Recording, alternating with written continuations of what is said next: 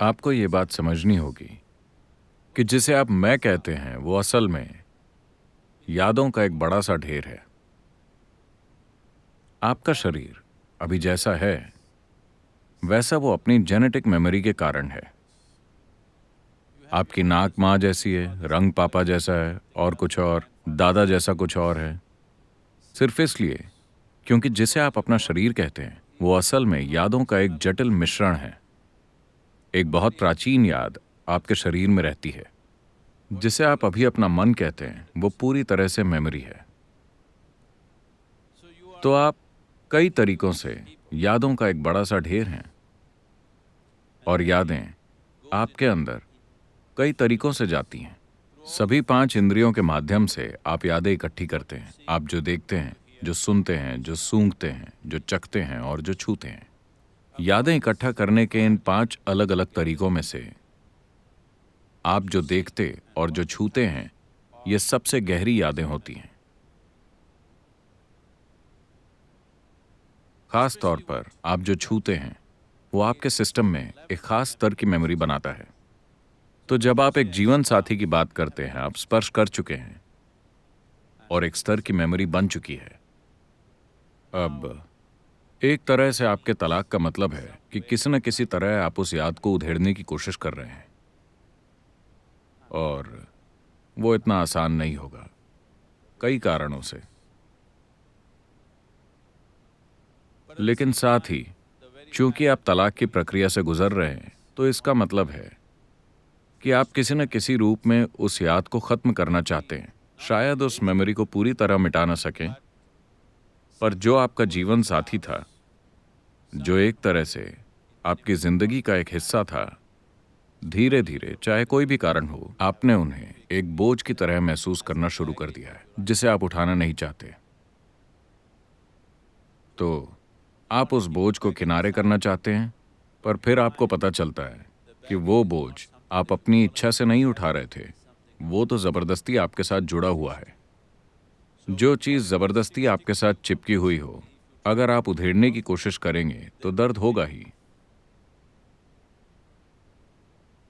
अपनी मां से छुटकारा पाने की कोशिश कीजिए, उन्हें अपने सिस्टम से निकालने की। आप देखेंगे कि यह नामुमकिन है। तो इसी तरह से आपके जीवन साथी की मेमोरी भी मजबूत है। आप ऐसे ही आसानी से इससे अलग नहीं हो सकते। अगर आप ऐसा करते हैं, अगर आप मानसिक रूप से ऐसा कर पाने में सक्षम हो, फिर भी आप देखेंगे कि पूरे सिस्टम को एक स्तर के दर्द से होकर गुजरना होगा, हमेशा। चाहे आप इमोशनली, साइकोलॉजिकली भले ही संतुलित स्थिति में हैं कि आप इसे सहन कर सकते हैं, फिर भी सिस्टम एक प्रोसेस से होकर ही गुजरेगा। आप देखेंगे कि खास तौर पर जब आप अपने जीवन साथी से जुदा हो जाते हैं, तलाक या फिर मौत की वजह से, आप देख सकेंगे कि तब आपके सिस्टम की मेमोरी ज्यादा स्ट्रांगली आपके सामने आएगी, बजाय तब जब वो आपके साथ नहीं है। खास तौर पर जब मौत हो जाए, आप देखेंगे कि आपके जीवन साथी की यादें आपके शरीर की हर कोशिका में दिखने लगेगी। अगर आप लंबे समय तक एक साथ रहे हैं तो ये सिर्फ कोई इमोशनल और साइकोलॉजिकल प्रोसेस नहीं है, ये एक फिजिकल प्रोसेस है। तो तलाक एक इच्छा से दी गई मौत है। एक तरह से जो आपका हिस्सा है, आपने उसे मारने का फैसला कर लिया है। इसी वजह से अस्तित्व और हमारा अपना सिस्टम किस तरह से काम करता है, इसकी गहरी समझ के चलते ही आपसे हमेशा कहा गया कि जब तक मौत आपको अलग ना कर दे, आप अलग नहीं होंगे, क्योंकि इसकी अपनी फिजिकल मेमोरी है और शरीर में दिमाग जैसा संतुलन नहीं होता। दिमाग फैसला करके मुंह मोड़ सकता है, लेकिन शरीर मुंह नहीं मोड़ सकता। आप इसमें जितनी ज्यादा यादें इकट्ठी करते जाएंगे, ये उतना ही ज्यादा कंफ्यूज होता जाएगा। तो एक तरह की मेमोरी है जो शरीर ज्यादा अच्छे से संभाल सकता है। अब जब आपने तलाक का फैसला कर ही लिया है, चाहे जो भी वजह हो जिसे मैं कुरेदना नहीं चाहता, अगर उसे टाला जा सके तो वो सबसे अच्छा होगा। पर किसी कारण से अगर आप ऐसी सिचुएशन पर पहुंच गए हैं जहां ये होना ही है, आपको ये बात समझनी होगी कि तलाक का मतलब है कि आपने किसी ऐसी चीज को मारने का फैसला कर लिया है जो आपका एक हिस्सा है। because what you call as myself is just a certain volume of memory. क्योंकि जिसे आप मैं कहते हैं वो बस यादों का एक संग्रह है। अब इसे सही तरीके से कैसे किया जाए?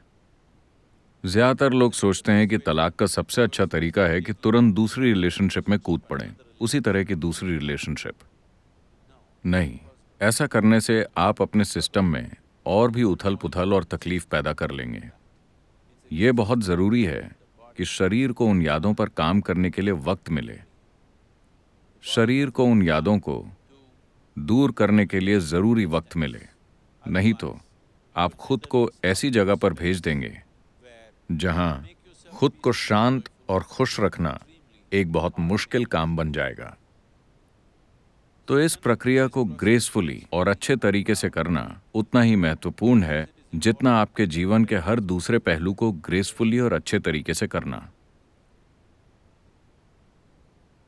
अब दो इंसान जिन्होंने अपनी भावनाएं, अपना शरीर, अपनी संवेदनाएं और अपने रहने की जगह एक दूसरे के साथ साझा की हो, उनको अलग करना, क्योंकि ये दो यादें एक दूसरे के साथ गुथी होती हैं, उन्हें अलग करना ऐसा है जैसे कि अपने आप के दो हिस्से कर लेना। शायद आप ऐसी स्थिति पर पहुंच गए हैं जहां आप उस इंसान को बिल्कुल भी सहन नहीं कर सकते, फिर भी दर्द होता है, क्योंकि आप यादों को उधेड़ने की कोशिश कर रहे हैं, जो कि आप ही हैं। आप यादों का बंडल ही हैं। अगर कोई जरूरी आध्यात्मिक साधना करता है, अगर कोई जरूरी भीतरी काम करता है इन ऊर्जाओं को स्थापित करने के लिए, जो कि आप ही हैं, आप सिर्फ अपने जीवन साथी को तलाक दे रहे हैं। आपको खुद को तलाक देने की जरूरत नहीं, पर आपको यह समझना होगा कि आप खुद को पहले ही तलाक दे चुके हैं। आप खुद से काफी हद तक तलाकशुदा हैं। आपके अस्तित्व का पोषण होता रहा है एक संबंध बनाकर, एक रिश्ता बनाकर या एक बंधन बनाकर। डिपेंड करता है कि वो रिश्ते आपने कैसे जिए हैं, ताकि आप अपने आप को पूर्ण महसूस कर सकें। इस तरह के बहुत से रिश्ते इसी आधार पर बने होते हैं, क्योंकि आप खुद से बड़ा अधूरा सा महसूस करते होंगे। लेकिन जीवन ऐसा नहीं है। ये जीवन अपने आप में जीवन की एक पूरी प्रक्रिया है। इसे किसी भी तरह की बाहरी मदद की जरूरत नहीं है। अब अगर आप ऐसी स्थिति पर पहुंच गए हैं तो ये खुद के अंदर झांक कर देखने का वक्त है। वक्त आ गया है कि आप इस जीवन की पूर्णता को पहचानें। वक्त आ गया है कि आप ये जान जाएं कि ये जीव एक संपूर्ण जीव है। ये जैसा है उसे वैसा होने के लिए किसी भी तरह की बाहरी मदद की जरूरत नहीं। हमें समाज में जीने के लिए शायद जरूरत पड़े, क्योंकि हम एक दूसरे पर निर्भर होते हैं, पर इसका मूलभूत अस्तित्व, ये जो है उसका संतुलन, ये जो है उसका स्पेस, ये जो है उसकी संभावना, ये अपने आप में एक संपूर्ण प्रक्रिया है। हमारी एक दूसरे पर निर्भरता हमारी बाहरी जरूरतों के हिसाब से होती है, पर हमारे अंदर का अस्तित्व अपने आप में संपूर्ण है। आप अपने जीवन साथी को तलाक दे रहे हैं, जो कि दर्दनाक है, पर अपने आप को खुद से तलाक मत दीजिए।